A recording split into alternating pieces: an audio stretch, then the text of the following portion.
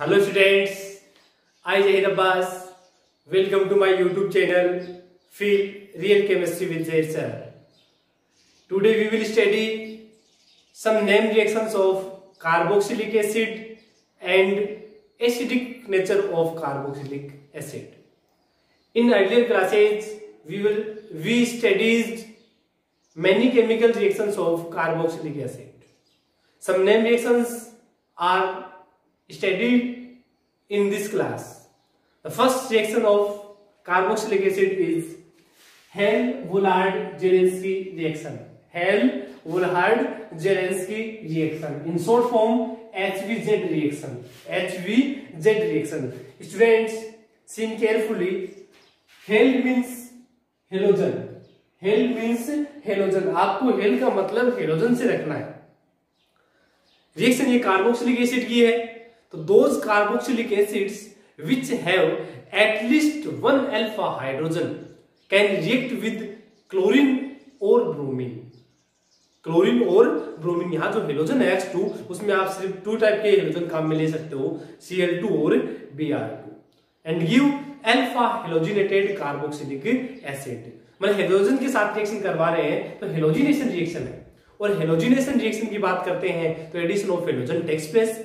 If Cl2 react, then chlorine and if Br2 react, then bromine add to the carboxylic acid. In this reaction, at least one alpha hydrogen present in carboxylic acid.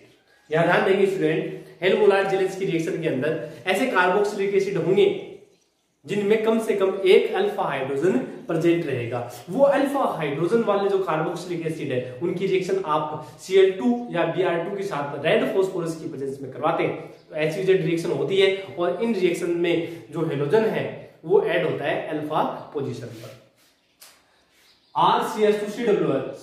RCH2COOH, it is carboxylic acid having alpha hydrogens.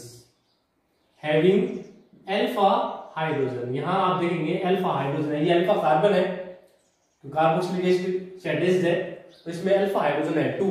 आपको कम से कम 1 चाहिए था. React with X2. Here X2 is equal to Cl2 और Br2. यहां X2 की जगह Cl2 और क्या हो सकता है, Br2 हो सकता है in the presence of red phosphorus. Then X added at the alpha position. तो alpha hydrogen replaced by halogen and HX is formed as by product.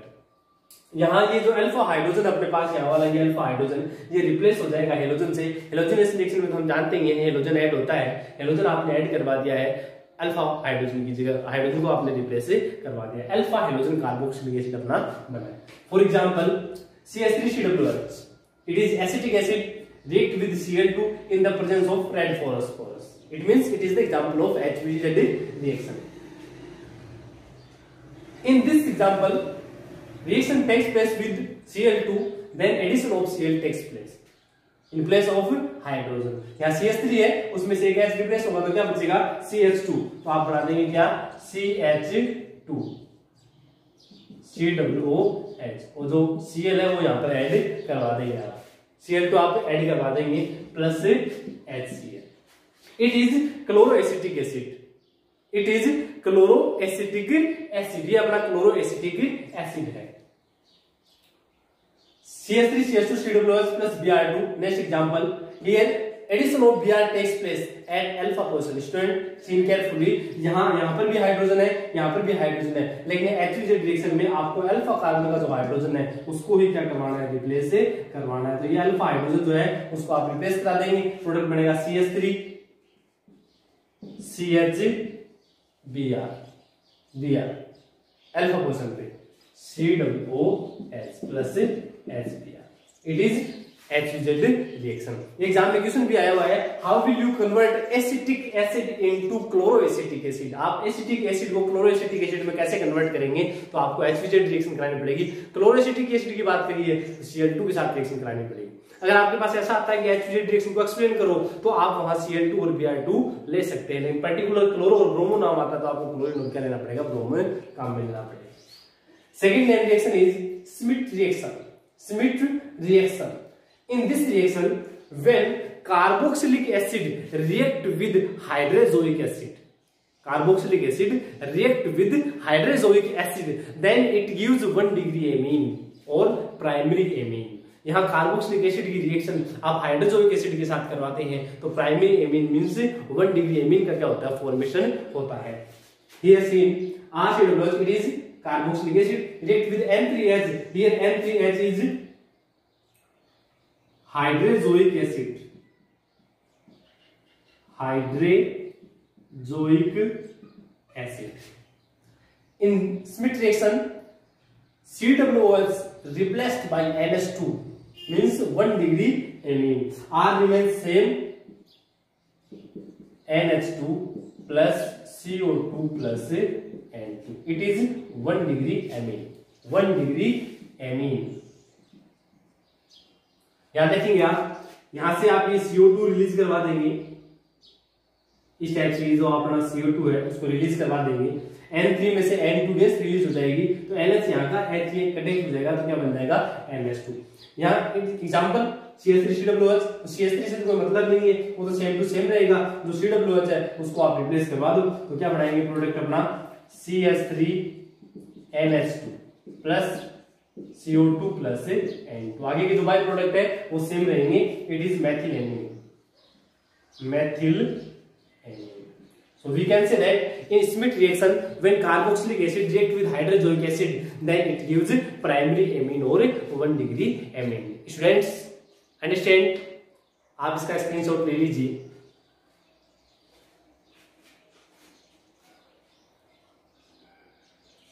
Next student, third type main reaction is Kolbe electrolysis।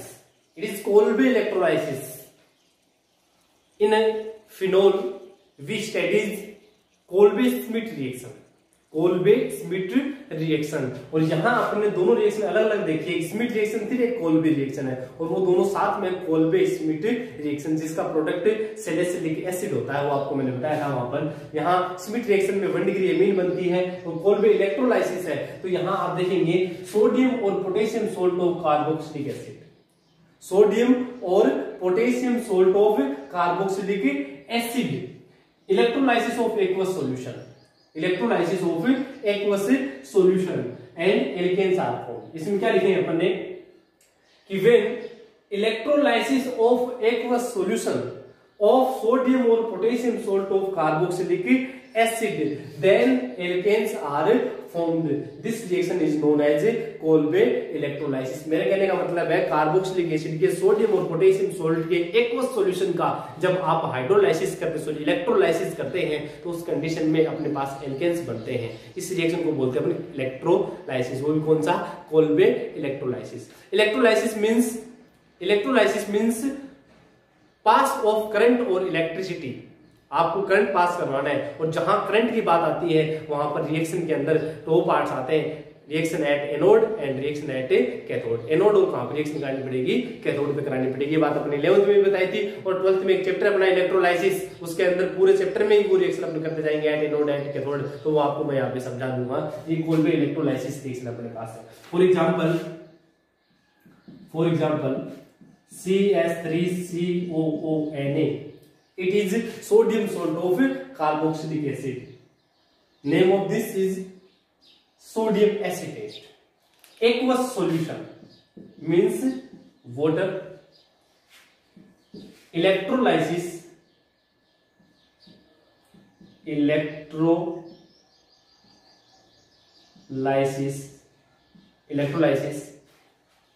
product is CH3 single bond CH3 plus 2CO2 plus NaOH plus H2, NaOH plus H2 यहां लिख देते हैं अपन। ये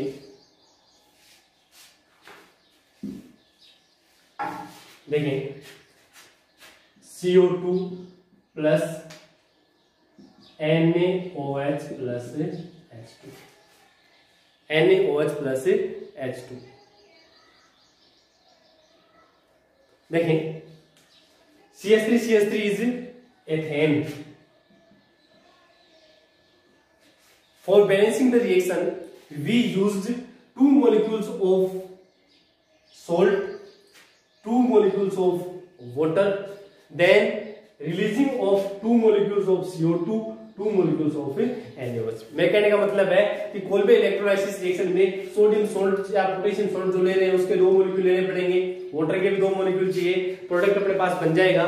जो CO2 release होगी वो भी 2 molecules में, NaOH रिलीज होंगे वो भी 2 है, साथ में H2S रिलीज होगी। किस टाइप से आप करेंगे देखते हैं। इसके अंदर आप एक तो ये करेंगे CO2 कितने मॉलिक्यूल 2, तो आप क्या दें 2CO2 मॉलिक्यूल आप क्या कर देंगे रिलीज करेंगे। उसके बाद में यहाँ क्या बच गए CH3 कितने मॉलिक्यूल 2 मॉलिक्यूल्स, दोनों आपस में कनेक्ट करवा दें, CH3 single bond CH3, it is ethane. 2Na and 2H plus 2OH minus, Na और OH है उनको आप कनेक्ट करवा दो तो 2NaOH बन जाएंगे और साथ में कौन सी गैस रिलीज होगी H2 गैस से रिलीज यहाँ पर होगी। इलेक्ट्रोलाइसिस का मतलब आपको इलेक्ट्रोलाइसिस करना पड़ेगा, करंट पास करवाना पड़ेगा यहाँ पर।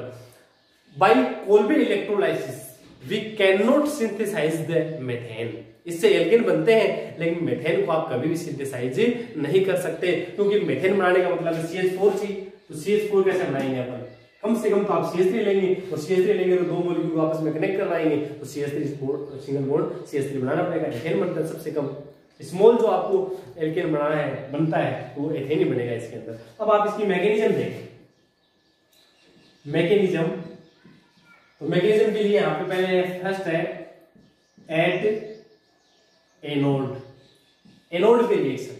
अब एनोड पे रिएक्शन होती है स्टूडेंट ऑक्सीडेशन,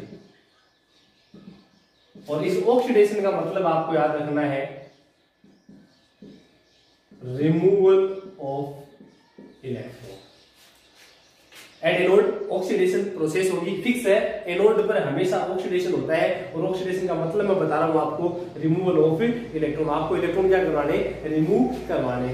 एनोड जो है उस पर पॉजिटिव चार्ज होता है, अब बैटरी में देखते नहीं है प्लस और माइनस, तो प्लस वो एनोड है, माइनस है वो क्या होता है कैथोड होता है। तो यहां देखेंगे आप एट एनोड, ये अपने पास सोल्ट रहा CH3CONa, अगर आप इसको ब्रेक करते हैं तो CH3CO माइनस और साथ में Na प्लस से बनता है। तो माइनस का चार्ज किस पे आ रहा है, CH3COO इस पे आ रहा है माइनस, तो ये जो नेगेटिव स्पीशीज है वो मतलब किसी तरफ आ जाएगी, एनोड की तरफ आ जाएगी। तो एनोड पे रिएक्शन किस टाइप से होगी, CH3C double bond O minus, carboxylate मतलब आया अपने पास ये acetate ion goes to anode because it have negative charge, इसमें नेगेटिव चार्ज है एनोड पे जाएगा। At anode oxidation reaction takes place means removal of electron, ये negative charge it means 2 electrons are present here, negative charge का मतलब 2 electrons होते हैं। तो यहां ऑक्सीडेशन की प्रोसेस में ऐसा कर रहे हैं अपन, ये CH3C डबल बॉन्ड और फ्री रेडिकल प्लस इलेक्ट्रॉन, यहां देखिए स्टूडेंट माइनस का मतलब 2 इलेक्ट्रॉन्स है और यहां अपने रेडिकल लिखा फ्री रेडिकल, तो फ्री रेडिकल का मतलब अपने पास अब सिंगल अनपेड इलेक्ट्रॉन है, तो 2 इलेक्ट्रॉन थे उसमें से एक इलेक्ट्रॉन आपने रिलीज कर दिया, इलेक्ट्रॉन रिलीज हो गया मतलब ऑक्सीडेशन हो गया, ठीक है। अब here we use 2 molecules of salt, then balancing reaction 2 molecules of ion form molecule 2 and 2 electrons are release, 2 molecule लिए थे तो 2 बार हो जाएगी प्रोसेस की।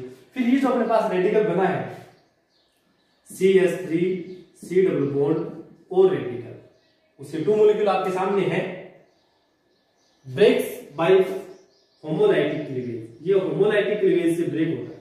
होमोलाइटिक क्लीवेज का मतलब आप समझते हैं कि बराबर बराबर इलेक्ट्रॉन है वो डोनेट होते हैं, एक इलेक्ट्रॉन इधर आ जाएगा एक इलेक्ट्रॉन इधर आ जाएगा, तो एक रेडिकल इस कार्बन पर एक रेडिकल इस मैथिन पर, ये बॉन्ड ब्रेक हो गया, ये अलग हो गया, ये अलग हो गया, तो अब ये CO2 बन जाएंगे, कितने मॉलिक्यूल है 2 है, तो आप फिर क्या करेंगे 2CO2 प्लस CH3 कितने बच गए अपने पास 2 methyl radicals connect with ether, तो CH3 single bond it is कहने का मतलब यहाँ जो मेथिल के रेडिकल है वो आपस में कनेक्ट हो जाएंगे, कनेक्ट होने से क्या बना लेंगे एथेन और साथ में रिलीज हो जाएगी क्या CO2। फिर सेकंड प्रोसेस अपने पास होगी एट कैथोड, कैथोड है तो कैथोड पे रिवर्स रिएक्शन होती है, अपोजिट होती है, तो यहाँ होगा रिडक्शन, और रिडक्शन का मतलब आप समझ जाएंगे student addition of electron. Cathode है उस पे नेगेटिव चार्ज होता है, तो उस नेगेटिव की चार्ज पॉजिटिव स्पीशीज आएगी, तो पॉजिटिव स्पीशीज अपने पास 2H प्लस जो वाटर के अंदर होता है, ये H प्लस रिडक्शन करवाना पड़ेगा तो इलेक्ट्रॉन ऐड करवाने पड़ेंगे, तो 2 इलेक्ट्रॉन्स अपन ऐड करवा रहे हैं। वो 2 इलेक्ट्रॉन्स कहां से आए, ये जो रिलीज हो रहे हैं वो ये H प्लस इसको गेन कर लेगा और कौन सी गैस बना लेगा, H2 गैस। तो यहाँ स्टूडेंट ध्यान दें, ये जो अपने पास कार्बोक्सिलेट आयन था उससे तो अपना एथेन बन गया, H प्लस थे उससे H2 गैस बन गई है। अब वाटर के 2 तो OH माइनस बच गए, उसके 2Na बच गए, वापस में करेंगे आएंगे तो क्या बन जाएगा 2NaOH। ये स्टूडेंट इंपॉर्टेंट इसकी मैकेनिज्म है, तो आप ध्यान दें। ये अपने आरबीसी बोर्ड में क्वेश्चन आया हुआ है। क्वेश्चन सीधा था, write the mechanism of Kolbe electrolysis. आपको कोल्बे इलेक्ट्रोलाइसिस क्या लिखनी है, मैकेनिज्म। स्क्रीनशॉट ले लीजिए स्टूडेंट्स। नेक्स्ट और last topic, acidic nature of carboxylic acid. Carboxylic acid का लास्ट टॉपिक अपने पास है ये, acidic nature of carboxylic acid. जैसे आपको नाम से पता चल रहा है carboxylic acid, it means it is a acid. We know that those species are acid which can release H plus ion. अपन को पता है कि वो स्पीशीज एसिड होती है जो H प्लस आयन क्या करती है, रिलीज करती है। तो कार्बोक्सिलिक एसिड जो है वो H प्लस आयन क्या करता है, रिलीज करता है। We know that there are 2 types of acid, strong acid and weak acid. We studied in alcoholic chapter, alcohol is a weak acid. ये जो एसिडिक स्ट्रेंथ है वो डिपेंड करती है H प्लस आयन के रिलीज करने पर। अब H प्लस आयन ज्यादा रिलीज हो रहे हैं, इजिली रिलीज हो रहा है, तो वो स्ट्रॉन्ग एसिड है। अगर लूज H प्लस जो है वो कम है या बहुत ही डिफिकल्टी के साथ H प्लस रिलीज आयन कर रहे हैं, तो वो क्या होता है, फिर अपना वीक एसिड होता है। यहाँ carboxylic acid is a strong acid. Carboxylic acid जो है वो कैसा एसिड है, स्ट्रॉन्ग एसिड है, जबकि जो अपना एल्कोहल है वो कैसा है, वीक एसिड है। यहाँ ये स्ट्रॉन्ग एसिड क्यों है, स्ट्रॉन्ग एसिड है इसका मतलब ये H प्लस आयन जल्दी रिलीज करेगा। क्यों है उसका रीजन आप देखेंगे,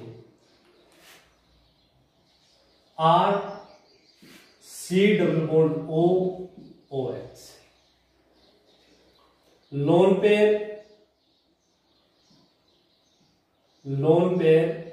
present on oxygen of hydroxyl group. These lone pairs are participate in resonance. ये कार्बोक्सिलिक एसिड है, उसमें हाइड्रोक्सिल ग्रुप पर प्रेजेंट जो लोन पेयर हैं ऑक्सीजन के, वो रेजोनेंस में क्या करते हैं, पार्टिसिपेट करते हैं, जिसके कारण से R सेम रहेगा, CO negative, double bond OH, और यहाँ पर स्टूडेंट आप पॉजिटिव चार्ज लगाएंगे। ये रेजोनेंस आपको पता है रेजोनेटिव सीट से पहले ये भराई हुई है, जैसे इधर जाएगा ऊपर चला जाएगा, R सेम रहेगा, CO पे नेगेटिव चार्ज, ये इधर आएगा तो डबल बॉन्ड बन जाएगा OH। अब ऑक्सीजन ने अपने लोन पे डोनेट किए हैं, तो लोन पे डोनेट करने के कारण से यहाँ पे इलेक्ट्रॉनों की डिफिशियंसी हो गई है। डिफिशियंसी के लिए कैसा चार्ज लगा दिया, अपने पॉजिटिव चार्ज लगा दिया है। In this resonating structure we see oxygen bear positive charge, so it can easily release H plus ion. यहाँ ऑक्सीजन में पॉजिटिव चार्ज है, अपने इलेक्ट्रॉनों की डिफिशियंसी को पूरा करने के लिए जल्दी से जल्दी क्या रिलीज कर देगा, H प्लस, और H प्लस आयन जैसे रिलीज करेगा बन जाएगा अपने पास RCO minus double bond O plus से H प्लस। ये H प्लस आयन यहाँ से रिलीज हो गया, इसका मतलब इसने अपना एसिडिक नेचर शो कर दिया है। यहाँ पे एसिडिक नेचर शो कर दिया है, क्यों कर दिया है, due to the presence of resonance. Resonance के कारण से हाइड्रोक्सिल ग्रुप के ऑक्सीजन में इलेक्ट्रॉनों की डिफिशियंसी हो गई, उसको पूरा करने के लिए यहाँ से H प्लस आयन आपको क्या करना पड़ा है, रिलीज करना पड़ा है। It is student carboxylate ion, carboxylate ion, carboxylate ion. Alcohol gives alkoxide ion on releasing H plus, phenol gives phenoxide ion. Similarly, carboxylic acid gives carboxylate ion on releasing H plus. Carboxylic acid gives carboxylate ion. Carboxylate जो ion बना है उसमें भी resonance होता है, उसके resonating structure को आप इस टाइप से बता सकते हैं। ये माइनस इधर आएगा, ये आगे चला जाएगा, तो RC double bond O minus, मतलब कार्बोक्सिलेट आयन में भी क्या होता है, रेजोनेंस होता है। इस रेजोनेंस के कारण से ये H प्लस आयन जल्दी रिलीज कर देता है और उसका एसिडिक स्ट्रेंथ क्या होता है, ज्यादा होता है।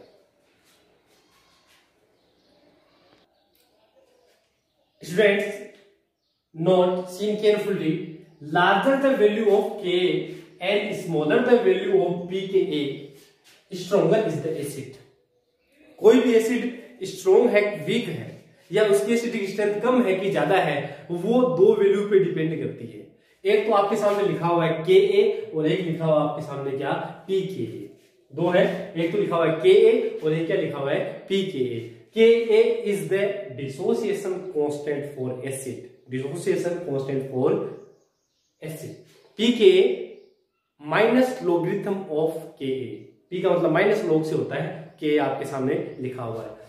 Stronger the value sorry larger the value of Ka, Ka की वैल्यू जितनी ज्यादा होगी और pKa की वैल्यू जितनी कम होगी, उल्टा होना है, ये ज्यादा होगा तो कम होगा, तो माइनस में स्ट्रॉन्गर इज द एसिड, तो वो एसिड क्या होगा, स्ट्रॉन्ग होगा। तो अगर आपको Ka और pKa के हिसाब से अगर पूछ ले, जैसे क्वेश्चन आ गया chloroacetic acid have more value of Ka in compare to acetic acid, मतलब क्लोरो एसिटिक एसिड के Ka की वैल्यू एसिटिक एसिड के कंपैरिजन में ज्यादा है, क्यों है? तो Ka की वैल्यू ज्यादा है, इसका मतलब उसकी एसिडिक स्ट्रेंथ भी ज्यादा है। We know that acidity directly proportional to minus I effect and inversely proportional to plus I effect. We studied in alcoholic और phenolic part. ये एसिडिक स्ट्रेंथ के बारे में अपने एल्कोहल और फिनोल वाले वीडियो में बता रखा है, आप वहां पे देख सकते हैं, समझा दिया अपने पूरी तरीके से। आपको Ka और pK के हिसाब से मैं आपको बता रहा हूं। Order of acidic nature, we know that the acidic strength of phenol is greater than alcohol due to the resonance and more stability of phenoxide ion। ये बात अपन पहले ही बता चुके हैं। तो कार्बोक्सिलिक एसिड है, उसकी एसिडिक स्ट्रेंथ फिनोल से भी ज्यादा है। Phenol is more acidic in compare to alcohol, but carboxylic acid more strong acid in compare to phenol. तो सबसे ज्यादा एसिडिक नेचर किसको आवा, कार्बोक्सिलिक एसिड का। फिनोल फिनोक्साइड आयन देता है, H+ रिलीज करने के बाद में कार्बोक्सिलिक एसिड कार्बोक्सिलेट आयन देता है, वो बता के आ गए। फिनोक्साइड आयन में भी रेजोनेंस होता है और कार्बोक्सिलेट आयन में भी क्या होता है, रेजोनेंस होता है। फिर हम कैसे बता दें कि कार्बोक्सिलिक एसिड की एसिडिक स्ट्रेंथ ज्यादा हो गई, फिनोल की कम हो गई। अगर आप एल्कोहल और कार्बोक्सिलिक एसिड की कंपैरिजन कराओ तो सीधी बात बता दो कि कार्बोक्सिलिक एसिड में रेजोनेंस है, उसमें रेजोनेंस नहीं है। कार्बोक्सिलेट आयन की स्टेबिलिटी ज्यादा है, एल्कोक्साइड आयन की कंपेरिजन। लेकिन ये दोनों कैसे हो गए, मतलब इन दोनों में कंपैरिजन कैसे करवाएं? तो इसके लिए आपको रेजोनेटिंग स्ट्रक्चर देखनी पड़ेगी इनके आयंस की। It is carboxylic ion formed by carboxylic acid, it is phenoxide ion formed by phenol. On seeing the resonating structure of carboxylate ion, we observe negative charge present on oxygen, negative charge present on oxygen। ये इसकी resonating structure को देखने से पता चल रहा है कि नेगेटिव चार्ज है वो ऑक्सीजन पे है। Both resonating structures are symmetrical और more stable.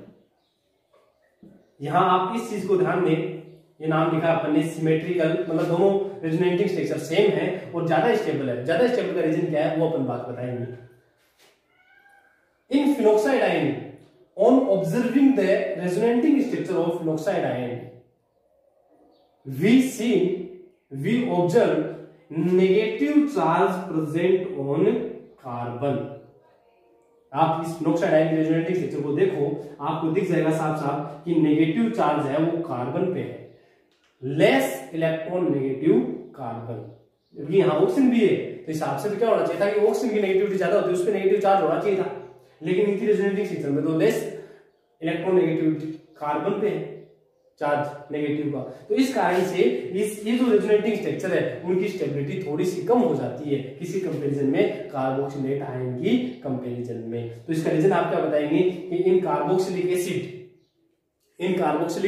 Acid both resonating structure are symmetrical और in this resonating structure negative charge present on more electronegative atom oxygen, so it is more stable. But in resonating structure of phenoxide ion, negative charge present on less electronegative element carbon, so these structures are less stable in compared to carboxylate ion. So we can say that as carboxylic acid can easily donate their H+।